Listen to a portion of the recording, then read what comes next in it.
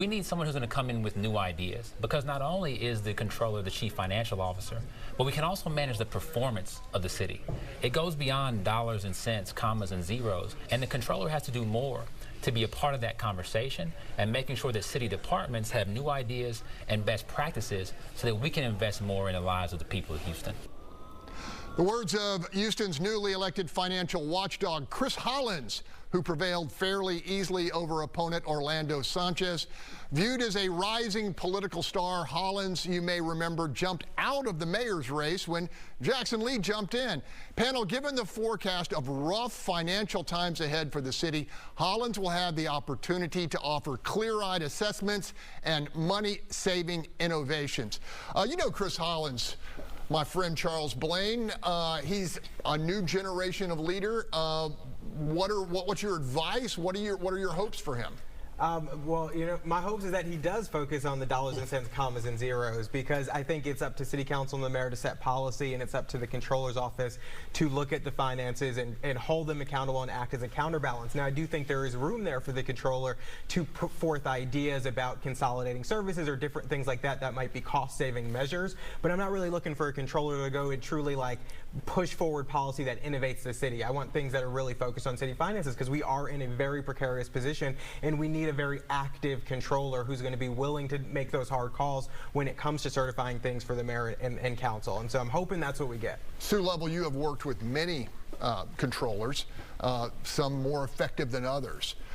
You hear this, not only someone claiming that they're going to go and speak truth about the city's finances, but offering innovations. Is that something new? No, we've had controllers that have done innovative things.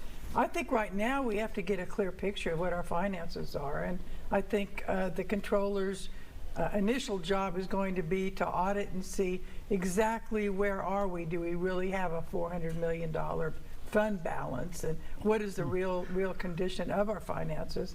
And then I would like to see the controller do more independent auditing of city departments and other issues that need to have a really close eye on them. So it's always good to have a little tension between the mayor and the controller, because it means both of them are doing their jobs and the controller really is watching. So we'll wait. But if I was him stepping in, I'd start getting a true picture of what our financial situation really is. Gary Paul and Chris Hollins comes from the consulting world, and he's had some big clients.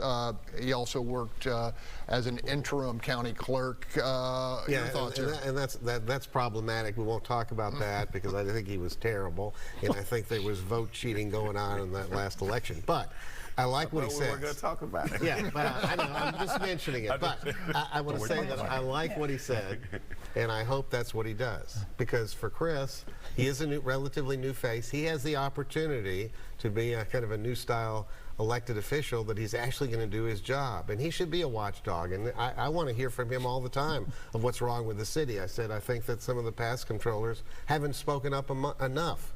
And so we have issues, and I agree with Sue, but actually the city is in deep trouble. And there's tough decisions that are going to have to be made. I mean, and we have to establish priorities, which we haven't done. Everything's a priority under Turner, and that means nothing's a priority. That's why the streets in front of Marcus's restaurant are terrible. You know, it's ridiculous. Main thoroughfare, and it fixes business. It's just crazy. Hey, I start from a good place with Chris Hollins because, you know, he's a talented guy and is pursuing public safety, public service, not pursuing wealth. You know, and Marcus, do you know Chris Hollins? So I've gotten to know Chris here over the last 2 years or so. Well, since he was there on right? Yeah. And what I came to find out about him is he's an incredibly smart guy. Yes. He is a very, very smart guy, very innovative, creative, thoughtful, and I'm hoping that he will take that skill set and use it to make the comptroller's office meet its potential. And to Sue's point, it's going to have to be one that, and Gary's point, one who's going to stand firm, not being contentious just for the sake of being contentious, but for the sake of the city, protecting the city, being the financial watchdog. I think there's some great things to come. I wish he had stayed in the other race, but that's over and done with.